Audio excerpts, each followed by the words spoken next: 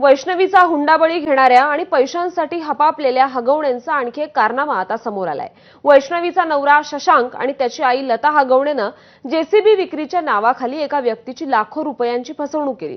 त्यामुळे हगवणेंवर आणखी एक गुन्हा दाखल झालाय। पाहुयात नेमका काय आहे हा सगळा प्रकार। छळ करणारे हगवणे, पैशाचा माच करणारे हगवणे, हावरट हगवणे, दमदाटी करणारे हगवणे आणि आता याच हगवणेंसमोर आणखी एक विशेषण लागलंय, ते म्हणजे फसवणूक करणारे हगवणे।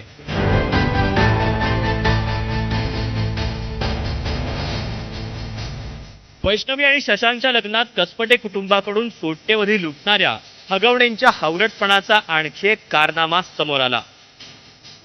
जेसीबी विक्रीच्या नावाखाली एका व्यक्तीची हगवणेंनी फसवणूक केल्याचं समोर आलं। शशांकला कळवलं तर तो म्हणला नाही आपलं फेडरल बँकेचंच लोन आहे। त्याने मला फेडरल बँकेचा चेक दिलता लता राजेंद्र आगवणे नावाने। म्हणजे लता यांच्या अकाउंटमध्ये तुम्ही पैसे देत होता? हो, लता राजेंद्र आगवणेच्याच अकाउंटला मी सगळे पैसे दिलेत। त्याच्यानंतर मग मला चाकणला काम आलं ऑगस्टमध्ये। तर मी चाकणला काम करण्यासाठी जात असताना खांडेमारांच्या गोडाऊनला मशीन ती जमा केली। तिथं मशीन ओढून नेलं। मी चौकशी केली तर त्या मशीनवरती 100% इंडसइंड बँकेचंच लोन होतं, पण ह्यांनी मला फसून फेडरल बँकेला पैसे घेत होता। ते पैसे तो तिथं बँकेत भरतच नव्हता, कारण आम्ही इंडसइंड बँकेची पण मी चौकशी केली तर त्याने 1 रुपया बँकेचा हप्ता भरलेला नाही। म्हणजे जेसीबी ज्यावेळेला जप्त झाली त्यावेळेला तुमच्या लक्षात आलं की फसवणूक आपली काहीतरी होत आहे? 100% त्यावेळेस माझी त्यांनी फसवणूकच केली।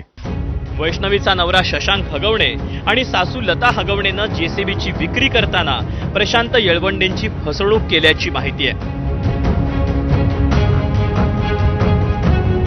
पुण्याच्या खेडमधील निगोजच्या प्रशांत येळवंडेनं हगवणेंकडून जेसीबी विकत घेतला होता। ऍडव्हान्स आणि कर्जाचे हप्ते फेडण्यासाठी त्यानं हगवणेंना 11 लाख रुपये देखील दिले, पण हप्ते न भरल्यानं बँकेनं हा जेसीबी जप्त केला। बँकेने जप्त केला जेसीबी, त्याच्या घराच्या तिथं कसं काय पोहोचलं? त्यांनी बँकेकडून सोडून न्यालता ते मुलांना, त्या बँकेच्या मुलांना काही छापाने देऊन ते त्यांच्याकडून सोडून न्यालता। म्हणजे ते कर्ज नाही फेडलं? कर्ज नाही फेडलं। आणि मला माहिती अशी मिळालेली आहे की 2 जेसीबी, 2 हायवा आणि 1 पॉकलँड तो हप्ते भरतच नव्हता। ते जो हप्त्यावाला होता त्याला 10,000 रुपये महिन्याला तो द्यायचा की तू काय माझ्याकडे त्या हप्त्यासाठी वगैरे येऊ नको, तुम्ही पण चौकशी करा, त्यांनी कोणत्याच बँकेचं कर्ज फेडलेलं नाहीये। मे 2024 मध्ये येळवंडेनं हगवणेंविरोधात या संदर्भात पहिल्यांदा तक्रार दिली होती, पण तेव्हाच्या पोलीस निरीक्षकांनी प्रकरण आपापसात मिटवण्याचा सल्ला दिला। याच प्रकरणात हगवणेचे मामा सुपेकरांनीही हस्तक्षेप केला। याच सुपेकरांच्या नावानं शशांक हगवणेनं प्रशांत येळवंडेंना धमकावलं। मी लगेच तत्काळ पोलीस स्टेशनची धाव घेतली, तक्रारी अर्ज दाखल केला, त्याला बोलावण्यात आलं। तिथं त्याने कबुली दिली की मी तुला पैसे देतो म्हणून।